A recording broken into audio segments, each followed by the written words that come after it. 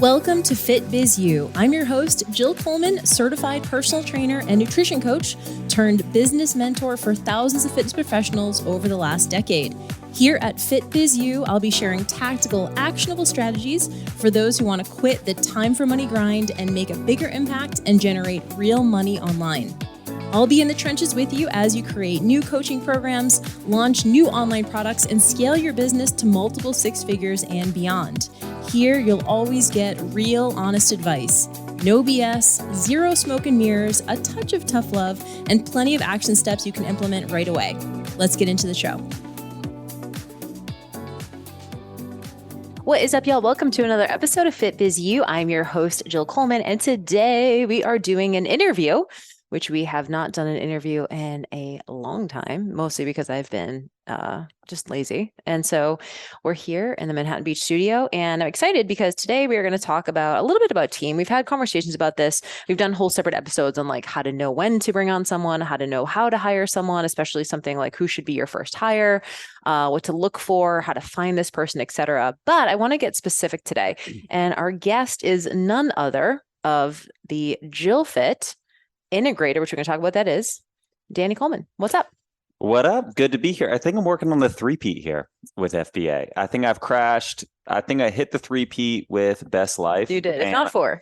I think I'm working on the four-piece nugget. I don't think anyone has a four-piece nugget on, and so I'm looking for that for the Best Life. But I think I'm a three-peat FitBizU guy. So really? Good to be back. Look, if you just linger around, you show up on the pod. I mean, you're not wrong. We talk about on the Best Life, we always talk about like, hey, we only have a guest on if like they're cool, if they're our friend, and if they're in person. Look, familiarity breeds comfort. One of my favorite studies, we're just going to go off base, right? A little study share. So they did this in a college class, and they took these four, this was male, female, it was like an attraction study. And they had these four females. And the only thing they did, they had female A show up to 100% of classes, female B show up to 75%, C 50%, and female D show up to 25% of classes. And at the end of the semester, they asked all the men in the class who was the most attractive. And when in the control group, they were all pretty much equally attractive. It was like 25% each. But in the classroom setting, 100%, it was like 100% increase from female A to female B, B to C, and then C to D. So the most attractive female was simply the one that they saw the most. So familiarity breeds comfort. So all that to say, kids, if you want to get on FitBizU, you just invite yourself over, you linger long enough, and familiarity will breed some comfort. And here we are. Happen to be here on a Saturday, and I'm like, well, it's recording day. Who can I get? No, that's not why you're on. No. You've been a three-peat because you not only have a ton of expertise to share, and we have actually a program at JillFit called the Coaching Track, which is a 6-module course that you put together on how to be a better coach. Yep. And so, obviously at JillFit, we do business courses and things like that, which like once you're a good coach, we can sprinkle on some of the business stuff. But for a lot of people, they come into something like FBA, shout out, which we'll talk about in a second. They come into FBA and they're like, I want to learn business, but maybe they haven't had that many clients yet. Or maybe they're like, but I don't even know what to say on a first call. I don't even know how to make a client stay. I don't know how to make a client not ghost me. I don't know how to get a client better results. I don't know how to talk to them even. Like they get so scared even on like the very first call. And I'm like, I know you've never done this before, but maybe they don't know what it's supposed to look like either. But there is a soft skill. And obviously there's a ton of research to back up like how to be an effective coach. And that's obviously your area of expertise. And that's why we have gotten you on in the past. Mm-hmm. The other thing that you do is you are what we call the integrator at JillFit. And this is a key position. This is sort of like my right-hand person.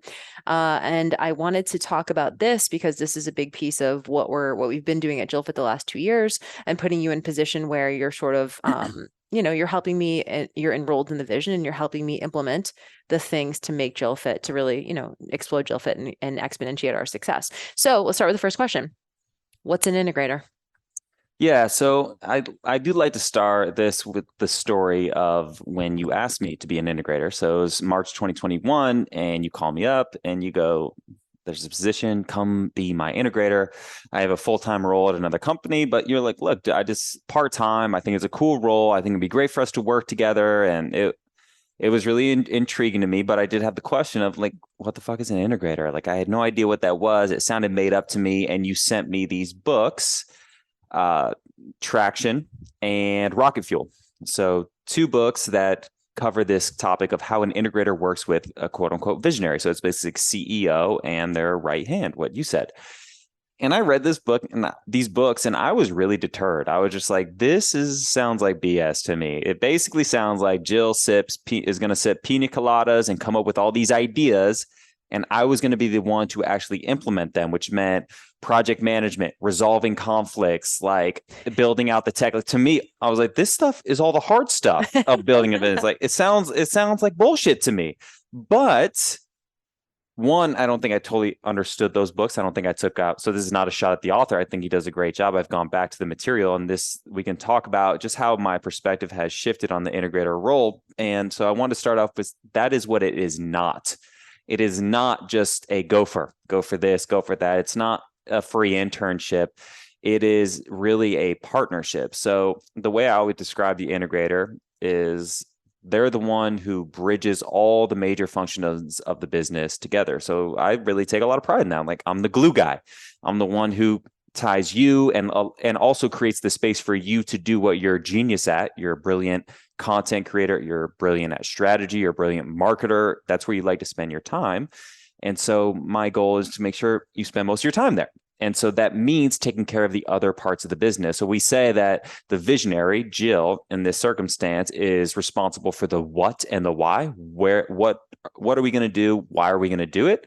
And I, Dan, as the integrator, are responsible for how is it going to get done and who is going to do it. Now, that gives me a lot of freedom to really have business skills of my own, leadership skills of my own, management skills of my own. So I always say, in short, they're the ones who help you ball as a CEO or founder or solopreneur, because ideally an innovator should protect your time and give you space so your team's not hitting you up all the time for where's this thing or how do I do that. So you're not training, you're not managing, you're spending all your time in your zone of genius. And a lot of that is visionary work of ideas and stuff like that. But my whole idea of what an integrator has been completely transformed. It is someone who is absolutely pivotal to the business. There's a great quote by the Harvard Business Review that says, this is a key role that all major functions report to and every organization must have. In some companies, this person is known as the president, COO, general manager, or chief of staff. The title doesn't matter, but the role is essential. This is what an integrator is to me.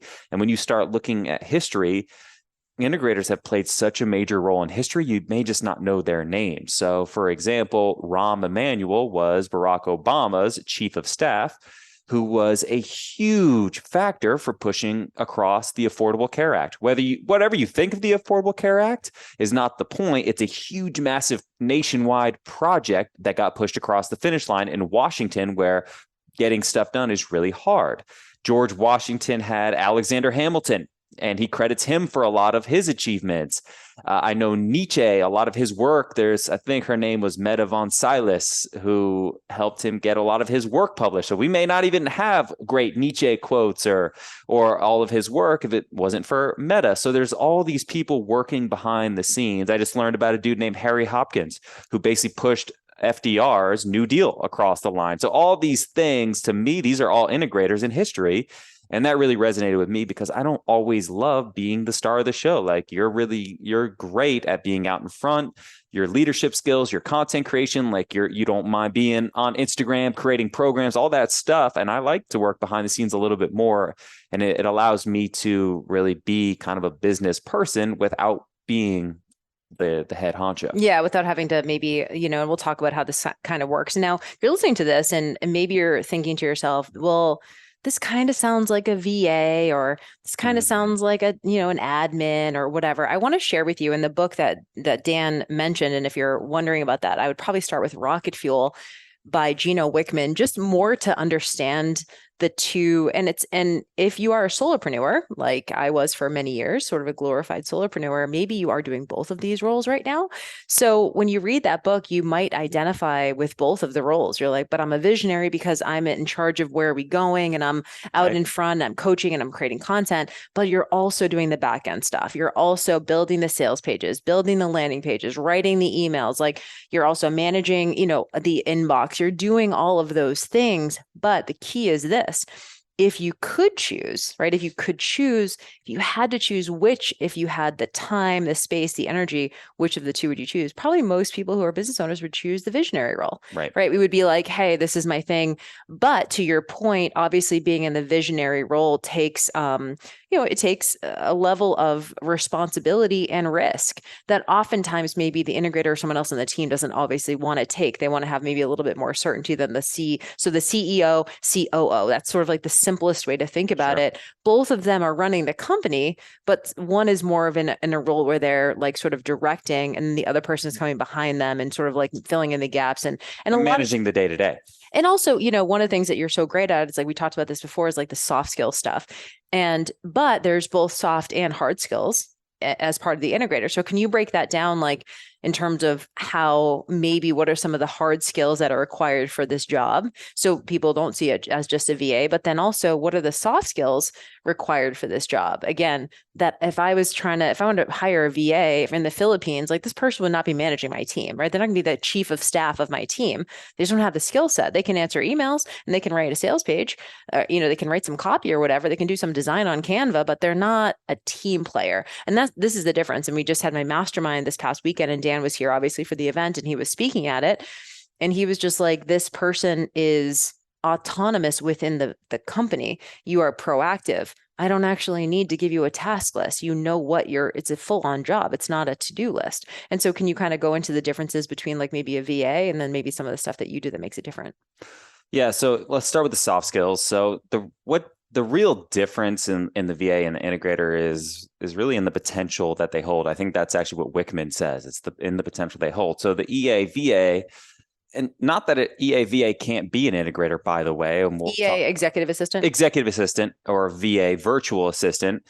Not that these roles can't evolve into more of an integrator role, but they are a little bit different skill set. And we'll just call it a VA, virtual assistant. A VA is more task oriented. They're more, give me the task, I'll execute. They're more of a decision follower rather than a decision maker. So as an integrator, I have to make some decisions about the business, like how we organize our email campaigns. Like, what are we going to name them? Like, I can't go to you and say, okay, what should we name them? Okay, what should be the tags? Okay, at some level, I need to make some decisions. Now, we can always discuss, the decisions should come from the high level strategy that you set, and they do within our organization. But that's really where the integrator comes in. They're more of a strategic thinker, decision maker. They're someone who works proactively. We find problems before you say, hey, there's a problem, even though that happens sometimes. Say, hey, there's a problem. The other day, there's a problem with the website, and you go, hey, there's a problem. That's something an integrator at a high level should already know. Should already be like. But even when I reached out to you, because I didn't know either, someone told me about it, but then it's not me doing it. Right. Like, so I reached out to you, and then you spent hours that day trying to figure out what was wrong with the site and then fixing it. Whereas if I didn't have you, I'm not going to give that to a VA in the Philippines to do, right? Because they need instructions. So first you need to call this number. Exactly. So that is really the difference in the potential that they hold. Now, you can start in the mailroom strategy, right? Get someone in as a VA and train them up on how to be an integrator. That's totally fine. But I think those are the soft skills. There's someone who has these leadership skills, they have business skills, they have the ability to manage. The harder skills, more tangible skills, I put my job into 3 buckets, and this is in all integrators. And that's why I love to say it's a made up role, because you do have flexibility and sculpting this role a little bit. And we'll talk about what my role looks like, but all integrators are really responsible for management. They manage the team, they manage the projects, that at a high level. So you don't have to worry about what's going on in the project management software. You can spend your time doing what you do, creating emails, creating Instagram posts, setting the strategy, setting the vision, the launch calendar, all that stuff that you are brilliant at. You don't have to set aside time to have a crucial conversation with a team member, or you don't have to set aside time to lay out the individual task list and who's doing what and when. So the ultimate goal of the integrator is to know what's going on in the business more than the CEO. Now, Jill and I are not there yet, but that's going to happen. That's soon. That's the top of my priority list. Is pretty soon Jill's going to come to me for questions about her own business. And that is the goal, because I'm involved and I'm in the trenches, whereas you're kind of more high level. So 1 is management. 2 is operations. So day-to-day stuff, systems and processes, reporting. Is everything functioning smoothly? Is the ship sailing as it should be? And if there are holes, what are we doing to plug them? Who's on them? Who's calling who? Who is taking this over? Who's taking this on? What projects are we postponing so we can focus and make sure the team is headed in the right direction? So 2 is just operations, just making sure we have everything we need to deliver our products, to create a customer experience. So we have management, operations, and then a lot of integrator work is that I love. That's not necessarily in Gino Wickman stuff, is more of the growth manager. So just responsible. How are we bringing in new business? This is just stuff that I like. How are we nurturing this new business? What's their experience like in JillFit as far as when they come on before they ever buy anything? How do we get them into our pool? I really like that stuff. So that's part of my job as well at JillFit. That's not all integrators, but all integrators do operations and management at a high level. Yeah. And I always think about like the sort of the growth thing. The last bucket you talked about is more like lead generation, right? So for example, and I'll give you guys some examples of what this looks like. So when we are launching FBA, which we are soon, and for those of you who are not on the interest list, you want to make sure you get on that list ASAP, because we are going to be rolling out some early details. So you guys can go to jillfitfree.com/FBA-waitlist. So that's jillfitfree.com/FBA-waitlist. And so when we close the cart for FBA, we have about a 6-month window, what we call our launch runway, for the next round of FBA, because we launch it twice a year. And Dan is in charge of, okay, how are we bringing new people into this launch for next round, right? We can't just keep launching to the exact same people. So he might work with our ad people, right, to be like, okay, let's figure out what the budget's going to be. Let's figure out how many leads we need to bring in. Let's figure out what are those leads converting at. And then once they're in our email list, months ahead of the sale, or months ahead the cart open rather, Dan's in charge of like, what's our nurture sequence look like? What's our nurture campaign look like? How are we going to warm these people up? We just got them into our email list from a lead magnet. Now, how do we warm this person up months in advance so they're primed and ready for our launch? And so you do a lot of that on the growth side. Right. Another example I want to give to people who maybe are to understand this role better, we just launched a program called Lean 60. It was a fitness program. And so Dan knew that, okay, we need a sales page for this. We need a thank you page for this. We need, we need upsells and we had a couple of upsells and bump offers. And so he builds out, we use Kajabi as our like platform for the program for our sales page and thank you pages and stuff like that. So Dan created the sales page. I went in and when you had it at about 80-90%, I went in and just like fixed a couple of things, like just put my little spin on it. But you built out thank you page, you build out the email sequence when they opt in and like how we get them into the program. And you did all the back end stuff. Which falls into the operations bucket. Right. And we did a couple of upsells.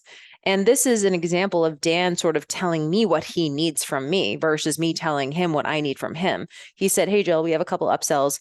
I really think we could use a quick sales video on those upsell pages. Do you have any time in the next few days to just film like a 1-minute upsell video for those pages? Right. So he's taking it on his, on his own to be like, we need this thing, and telling me what he needs. So I'm not the one being like, hey, Dan, I just created this page, should we do a video here? Like you were like, I think this is going to improve the conversion. Let's get a quick video. So he's asking me what he needs to make it work better. And he's not waiting on me to come up with the idea of having the video on the page. Right. And then we implemented that. Yeah. And it's actually a really good concept that I learned I had a leadership call with actually the chief of staff of my former company. So it was basically the integrator of my former company. And we just had a couple calls where I was really just looking for some expertise and like how to do this and how to get some of my objectives across the line. And he introduced me to a concept called managing up.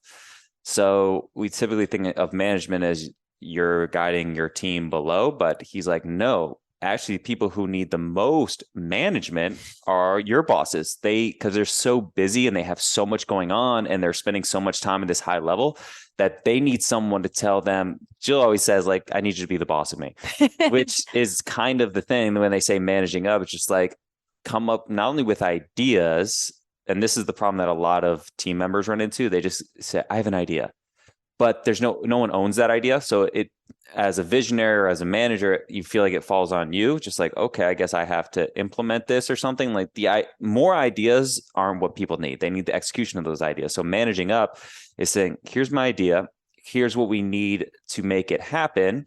And here is the little bit that I need from you. And ideally you minimize what's needed from them. So within the example of the 1 minute video, it was a smaller ask, but it was still on your plate. So there's this idea of managing up. I think it's a powerful idea for all of us. If you have a boss in any capacity, just to keep in mind that actually you need to manage up towards your boss, not just down towards your team. So it goes both ways. And that's something that's always stuck with me and been really helpful. Yeah, I love that. And it's, an example of and I can say this as like, obviously JillFit has grown the last 2 years with a level of sort of exponential growth. We were actually talking about this today. We've pretty much doubled the revenue in the business in the last 2 years.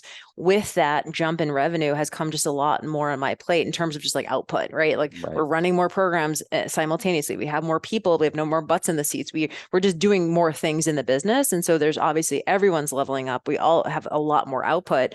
And because of that, there's a lot of decision fatigue that you can take away from off my plate. Like I don't need to make that decision because you have already decided and you've done the research and you watch the trainings and you've done all the things to make sure this is the best practice. I've done the research, so you don't have to do it. So this is what we're going to go with. So when we were thinking about switching email providers a couple of years ago, you were like, I looked at this. We're actually doing this right now because we're going to have affiliates for FBA. You went and did all the research and you came to me and you said, here's 3 different options for our affiliate. Here's the pros and the cons of each. So all I had to do was hear about that. You pitched me the 3 different options over like a 5-minute conversation. I was like, let's go with 2. Like, so I didn't have to do all of that research. And eventually we could even like maybe, hire some of that out to other people too. So you're not even doing that. But that's an example of you sort of being the boss of me, is saying, hey, Jill, we have this thing and all you need is a quick decision from me. And that minimizes the amount of mental energy and the amount of emotional energy I have to pour into decision making in a business, right? Because so much of it's already done. It definitely saves me a lot. Yeah, it's a great example of managing up. And there's a quote by your mentor, James Webmore, that I shared in the mastermind yesterday. It's the less you do, the more you make. And I love that quote as a guiding principle for us, because I, as the integrator, not only do I want to take stuff off your plate, eventually I want to take stuff off my plate. So eventually we want a leadership team that I manage who also has their own team. So that's when you start to see the org structure really come into place, to where I'm actually doing meaning literally doing. So doing the research, doing the admin, doing the tech, like these are all things, any replicable task we can hire someone else to actually do. There's a great story about JD Rockefeller. His employees he was one of the richest businessmen ever, owner of Standard Oil back in early 20th century, not early 19s, late 18s. Doesn't matter. We don't know that. We know the story. The anecdote though is that a lot of his people are people who dig wells and load trains, and they are doing physical work. And they look at this dude like, he doesn't do anything. He sits there all day. He doesn't speak much. He was not a very outspoken guy. And from what they could tell, he didn't do anything. And this is back in the late 1800s, early 1900s, when you did do every form of work was more doing, whereas now it is more cerebral. But Rockefeller just goes, I know my employees see me as not doing work, but they don't realize that I'm working constantly. And because my job is to make decisions. And so he is thinking constantly about, how do I make the best decisions? And that requires him a lot just sitting alone in a room. And so you just start to see through this lens of, when you take away all the doing, if he was loading trains and digging wells, like he couldn't think as clearly and make the best possible decision for the future of the company. So that's the idea that we're trying to get to at JillFit, is like, you need to be doing less, writing less of the actual copy, doing less of the actual design, anything that you're actually just doing replicable tasks, because they're all energy drains on some sense. They have to be. Everything that we do takes a piece of our energy. So my goal, I know a lot of people have heard of the 80-20. This comes from James as well. He's like, no, you need 95-5. So 80-20 rule says that 20% of your activities deliver 80% of your results. So 80% of your revenue comes from your 20% best customers, et cetera. You do this in any realm. And James like, take that to the next level. 5% that delivers the 95. What's that? So that we start thinking through that lens, like, all right, what is the the 5% that Jill can focus all of her energy on. The JD Rockefeller, sit around and you're only responsible for making good decisions, or you're only responsible for setting the strategy, or you're only responsible for whatever zone of genius. And the unfortunate part about you is that you do have a lot, because you've been doing this for so long. You do have copywriting skills, design skills, marketing skills, sales skills, all of those things. But if we can take stuff off your plate, all of a sudden the business starts to exponentially grow. And we want to replicate that first with Jill, then with me. Mm-hmm. So then I'm spending 5% of my time on the 95% of my job that delivers results. And so the dominoes fall. We've done a couple, and I love this so much because this really does exemplify, and you guys know I've been on this train lately, this like energy management train. Obviously, it's something I've been thinking a lot about the last decade and implementing. But this is really, when you think about this, you're probably right now, if you're a business owner and you're trying to build your online business, or you have an online business, your time is more valuable than it's ever been. It's way more valuable than it was when you were just a coach. Because that's the thing. Like when I think about when I was a personal trainer, right, I was commanding $100 for my time, right? $100 an hour for my time as a trainer. And even if I train someone now, I don't know that I'd charge that much more, but I'm doing so much more. So if you think about it, this gives you an opportunity when you become a business owner. Not only are you now the coach and the content creator and the program developer and the copywriter and whatever, but you're also the high level, like cerebral person, the visionary in the company directing the ship. And I would say the ship, it might just be you on the ship right now. So this is why the doing stuff that Dan mentioned, you need to actually charge more for those things. If you're doing the coaching, right? Now all of a sudden it can't be $100 anymore, right? It needs to be $500. It needs to be $250. It needs to be something else, because your time is, as soon as you start a business and you start adding more things to your plate, your time for that thing just goes up, because your time is more valuable. It's not that you become a better trainer, right? It's not like, oh, I got more certs, so I'm a better trainer. So you will say that, like, I want to increase my prices, but I don't know, I can't justify it. I haven't done any certifications, or I haven't, I'm the same person. I'm like, but you are in terms of that proficiency, but your time is now being pulled in 5 different directions instead of one direction. So because of that, you literally can't justify that price anymore. You have to increase your price because you're doing all these other things. And same thing if you bring on a team member to be another coach with you. We have a couple clients in our mastermind who have co-coaches, and the co-coaches can't charge that's not the same price as your price, right? So if you still want to coach, your co-coach can't be at the same price as you. I mean, they can be high, but you got to be higher, not because they're a worse coach, right? In fact, a lot of times the coach is a better coach because you're splitting your time doing 5 things, right? So like now we have Moderation 365 at JillFit. Like our Mod 365 coaches are better than me probably, because that's all they're doing.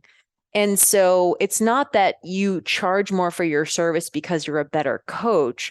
It's because you're doing more things that require your time, energy, mental space, et cetera.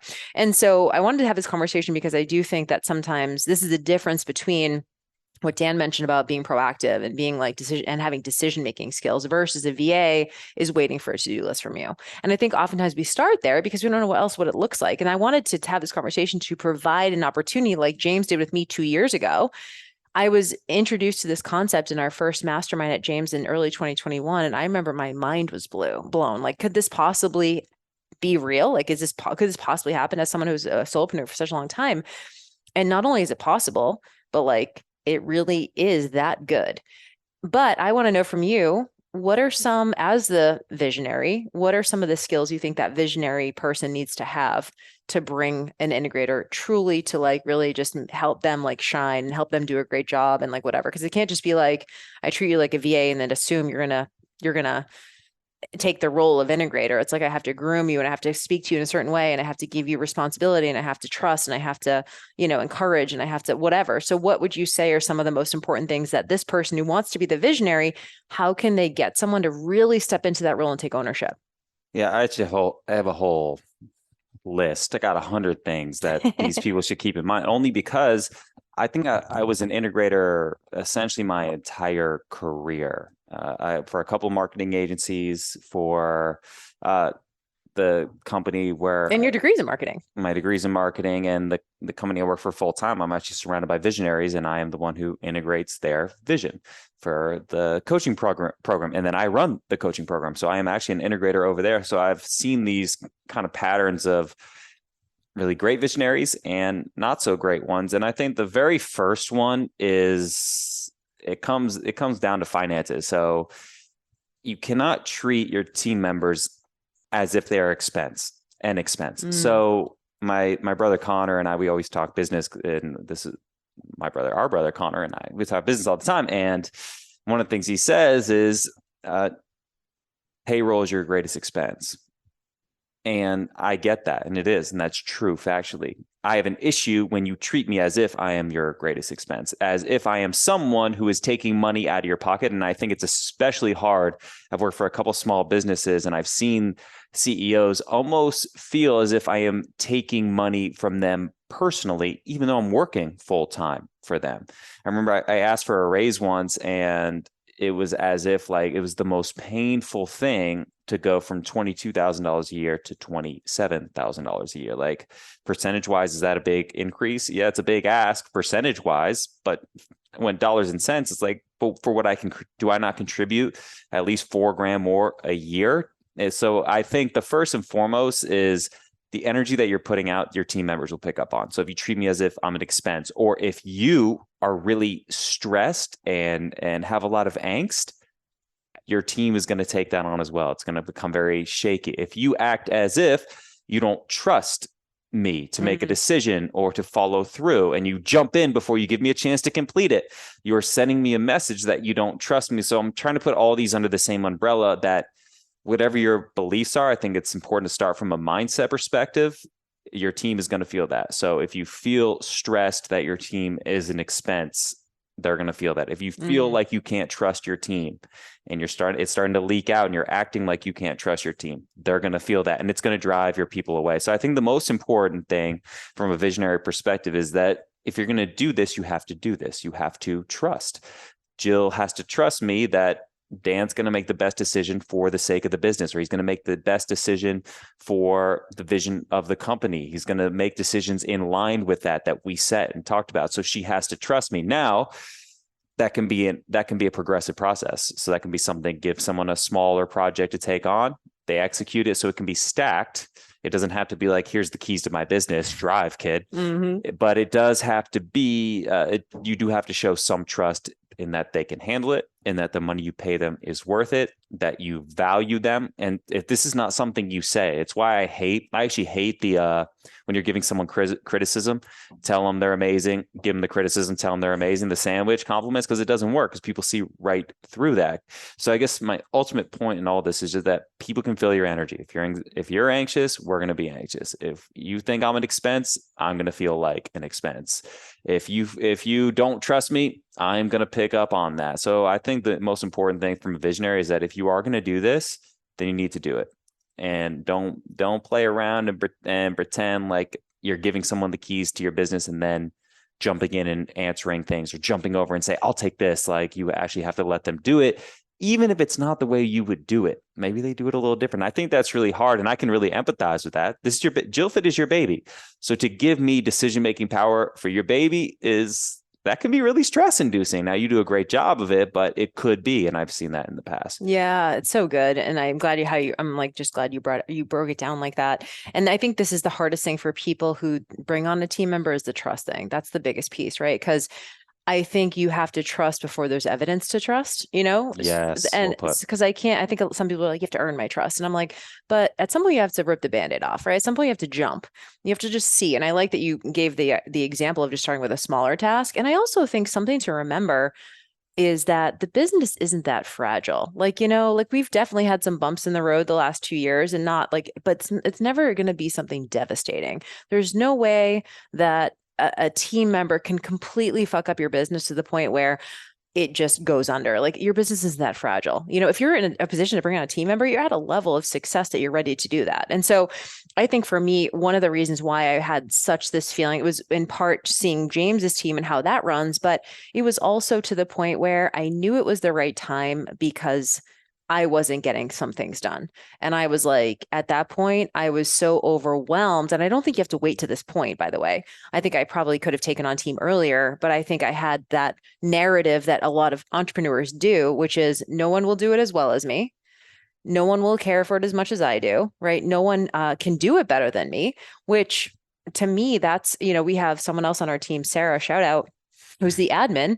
And she does her job way fucking better than I would. Like, we joke about if she quit, I just like close the business because that's how pivotal she is. Right. And at this point, and you're getting to the point where like you're that pivotal too.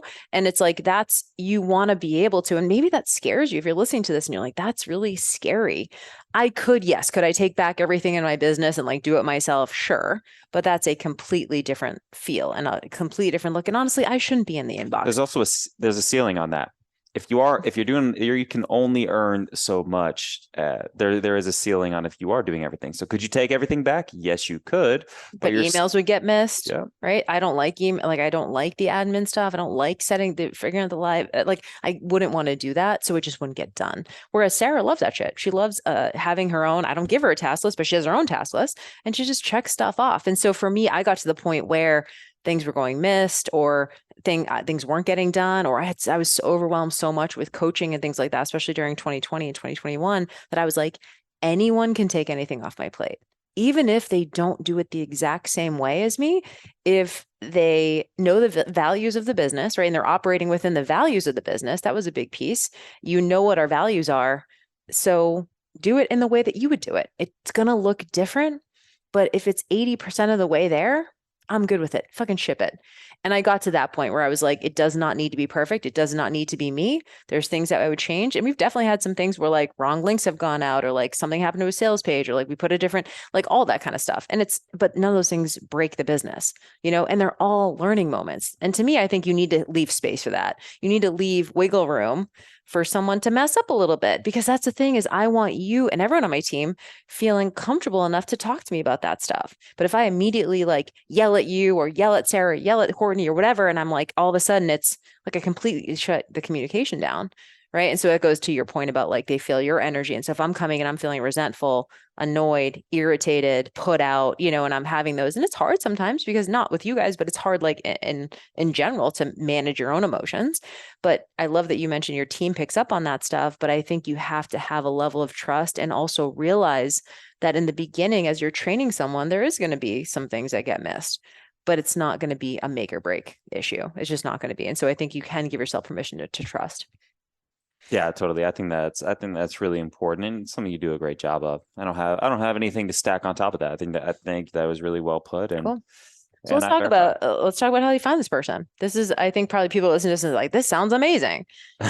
Yeah, I am really adamant in that there is one best way to do this. I think there's a lot of way to do this. We talked about the mailroom strategy where you would hire a VA, someone part-time, someone who is task-oriented, and they can evolve into this role really well as they get to know you better and they get to know your vision, and they can kind of read you. They know what you would do before you even decide to do it, and then they can kind of manage their team. So there is the mailroom strategy. My favorite strategy, though, I think is to get someone who's already in your ecosystem. So someone who is a current customer of yours. They're already someone who resonates with your message.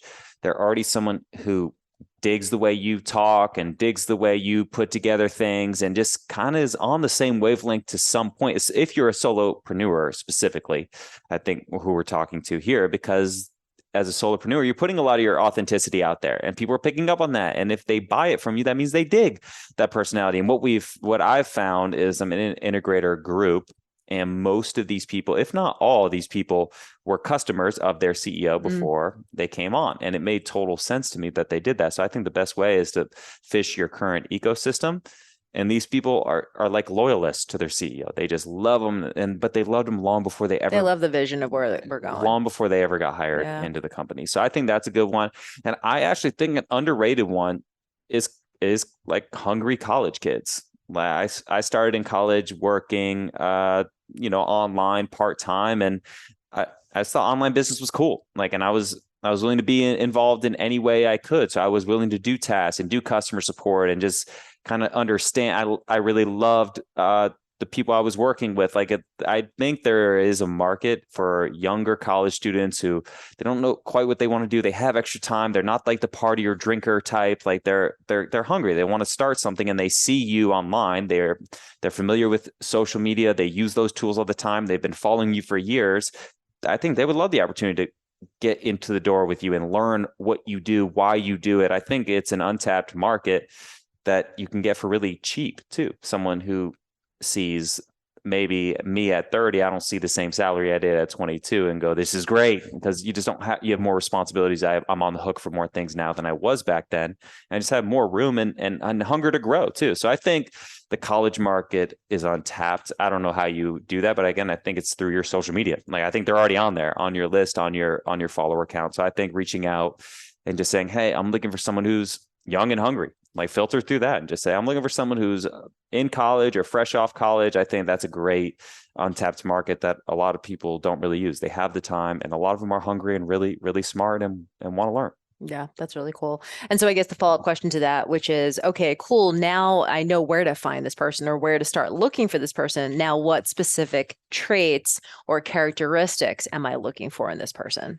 Yeah, I think first is buy-in. That's why I recommend so strongly that you get someone who's already a customer. They've literally bought in with their money, their hard-earned money. So I think one is buy-in.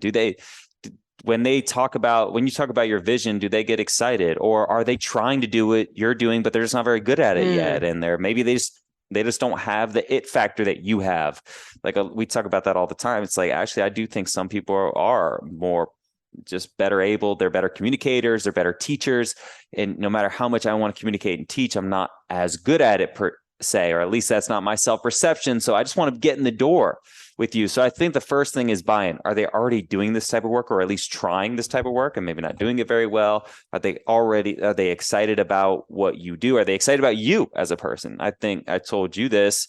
I didn't know what an integrator was. It sounded stupid to me when I read about it, but I knew I wanted to be around you. I was attracted to your vision. Every time I'm around you, I level up in life. So I knew I wanted to be around you. So I think the first thing is, do they buy into you? Do they buy into your programs? Do they buy into your vision? Some sort of buy-in, even if it does start as a VA. And the second thing is, look for someone who is detail oriented and doesn't believe that detail orientation is a gene. Like, that I'm either am or am. There's someone who has a more growth oriented mindset where they just go, I'll figure out the details. Like, integrator is about knowing all the nuts and bolts that are going on in the business. So you can't have someone who's like, I'm not really great at details, I'm not really organized. They have to have some sort of organizational skills. I think that is really important. And then the third factor, I think, is what we use all the time, is integrity. Do they do what they say they are going to do? And that's where younger people can be a little bit of an issue. It takes time to grow into integrity and to follow through on what your commitments are. I know I continue to run into those integrity blimps, but it's something I'm very serious about. If I say it, I want Jill to know that I'm going to follow through on. So they're a little abstract because you can't always pull those out in an interview per se. That's why I love, like, tell me about a time when, like, tell me about a time when you said you were going to do something and did it, or tell me about a time when you said you're going to do something and didn't do it, and have them articulate an experience to where they did or did not have that integrity. Tell me why you want to be a part of this company. I think that's a great question, and you'll see if they have buy-in. I'm just looking for some side money. I'm just looking for knick-knack money, a side hustle, or actually, I've been following you, Jill, for 3 years, and I love what you do. And I've actually bought 3 of your programs, and I've actually been trying to do this stuff on the side. I just can't quite figure it out, but you inspire me, and I want to go deeper. I want to be a part of what you have going. So I think there's questions you can ask that pull out these abstract concepts. And a really good tip is, tell me about a time when blank. So have them tell you about a time when, and you'll start to pull out the pieces if it's a BS response, or it's like, oh no, this person really does have buy-in. This person really does have integrity. This person really is good, organized, and good at the details. Mm-hmm. It's so good. And I'm so glad you went like in a different direction, because you went like high level, which I loved. I think sometimes we think, okay, this person needs to know Active Campaign. They need to know ConvertKit. They need to know Kajabi, right? What that's a VA, right? If I go on Indeed.com or Upwork.com or Fiverr, I'm looking for someone who knows Canva, right? That's a VA position versus, and I think sometimes we think if I'm bringing on someone who's going to be in the back end of my business, they need to know these softwares. So what would you say to that? I would say that those are teachable skills. Those are something that people can figure out. I think it's much harder to embody the soft skills, as we called it earlier. I think it's much harder to embody these things and have these individual meanings and purposes towards why they want to be a part of your company. We can teach someone Active Campaign. We can teach someone Canva. We can teach someone Kajabi. We can teach someone Stripe. And that's partially why I said someone who has integrity and someone who is detail oriented, because they say, I'm going to learn Stripe. And I'm going to spend the time and go through the details and read the documentation and watch the YouTube videos. Like, I'm going to figure this stuff out. So I really think that stuff is minuscule compared to the importance of more of those high level 30,000 foot view things. Even if it does take a little time, these are the type of people who can figure that stuff out. So you might have to train them a little bit at first, but then as you detach, it pays in dividends. Yeah, it's so good. And I want to share with you guys just one quick story that I think that really embodies what we're talking about. Last year, we launched a program called Physique 40. This is one of my favorite. I have a couple of stories like this, but this is one of my favorite ones. We launched a program called Physique 40, and it was the last day of the launch. So it was cart close day. It was a Sunday. And I was actually down. So Dan lives in Austin, Texas, and I was actually down there for a mastermind event. The mastermind was Thursday, Friday. And then I was like, I'm going to stay through the weekend and hang with you guys and just like, and do family stuff. And it was Sunday. It was the last day of cart close. And so we weren't really like doing a bunch of business stuff that day. It was the end of the day. All the emails had been gone out, whatever. And Sarah, who's our admin, who does all the inbox stuff, she texted me and said, hey, I just want you to know that something's going on with Kajabi, which is the program where it's housed. Something's going on with Kajabi, so people haven't been getting their username and password, right? And this is the last day of cart close, a low ticket offer. We're sold like 200 units in the last 24 hours. So a lot of people not getting their usernames and passwords. And she just said, Dan and I are handling it, but I just wanted to let you know and keep you in the loop. That was it. She didn't need anything from me. She didn't ask me anything. Wasn't like whatever. She wasn't stressed. She was just handling it, and you guys were handling it together. And I was having dinner at your house that night, and I don't know if you remember this, and I'm sitting on the couch next to you, and you're on customer support with Kajabi, and we're just eating and hanging out. And I'm like not looking over your shoulder. I'm completely, trusting that you guys are handling it. And Sarah said to me the next day, she goes, you know what? If this was like my old corporate job, I would never in a million years have done this on a Sunday night. She goes, I would have been like, yep, I'll get to it at 8 a.m. on Monday. She goes, but because I just care so much about our clients and I want them to get their stuff and I want to make sure our customers are taken care of. Like I just told her husband, hey, I'm going to go in the room and I'm going to be in there for an hour, take care of the kids. Like I got to sit down and do this an hour on a Sunday night. And you're there right next to me on customer service with Kajabi trying to figure it out. And I'm not stressed in the least. And that was a massive, massive turning point for me as a business owner. And I was like, wow, this is a year after you guys came on board and like we started this process. And I was like, this is what it looks like. This is what it can look like. And that was a massive, I don't know if you remember that or if I've ever told you that, but I remember that was just a massive like example of what we're talking about here. And that was a really cool moment for me. Yeah. And you could have easily jumped in and said, what's going on? And you could have been over my shoulder and you could have been like, let me take over the keyboard real quick and ask the questions, or make sure you ask this question. But no, you demonstrated the trust and it all worked out. We got in, and the business didn't blow up. Yes, this is a major customer service issue, but like it got handled. Everyone got their username, password, and everyone was able to start the next day, which was the day of the program beginning. So yeah, it was a really cool moment for me. And I just want to leave you guys with that example because I want this for you if you want it for you too, you know, and I think sometimes you might have to slow down in order to speed up. I know for me, I even said the words, take a step back, take 2 steps forward. But that's sort of like what you have to commit to. And it does take a little bit of time to slow down. And for me, it's about a new skill set. And that was what was really exciting to me too, was I want to learn management and I want to learn leadership and I want to get better at these skills. And I saw it as a way to continue evolving as a business owner for me too, you know, so it's been really fun the last 2 years. And I just really appreciate everything that you've brought to the team and things that I didn't even know we needed that you've put in place. And I just think if you're listening to this and you feel like you're in that space and you want something like this, it's definitely doable. Yeah, I got nothing to add to that. Cool. It is a partnership and it feels like a partnership, which is really powerful. And we've been able to get tangible results in the business from revenue to customer experience changes to reporting and systems and processes. We call it BGB, man, big girl business over here. Yeah, we always laughed that when you guys came on, it was a duct tape business, which it was. We had like, cause I was just doing it all myself, right? We had like 5 or 6 different websites.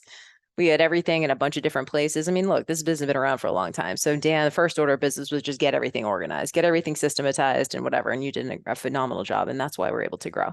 So yeah, it's a fun adventure. You guys, it's totally doable. I hope this is useful for you. Make sure you're following Dan and following his podcast. Want to give a little shout out? Yep. Shout out to the Take Care pod, Take Care Radio. Rate it, review it. As my man Bomani Jones says, give me 5 stars. You only give me 4 stars. I am inclined to believe you are a hater. Love that line. But yeah, Take Care Radio on wherever you get your podcasts, if you get your podcasts on Apple or Spotify. Yep. And also we've been posting and been doing collaboration posts with Dan's episode. He publishes every Friday and we've been doing collab posts with him for FitBizU as well. So make sure you guys are following him. The Take Care Radio podcast is a lot more around like the soft skills of coaching. Yep. It's not necessarily around what we're talking about today, but it's around the soft skills of coaching. And if you guys are a coach or trainer, it's going to give you a lot of skills to level up your own business as well. So thank you guys for being here as usual, and do not take for granted your time and attention, and we'll see you on the next episode. Bye, guys.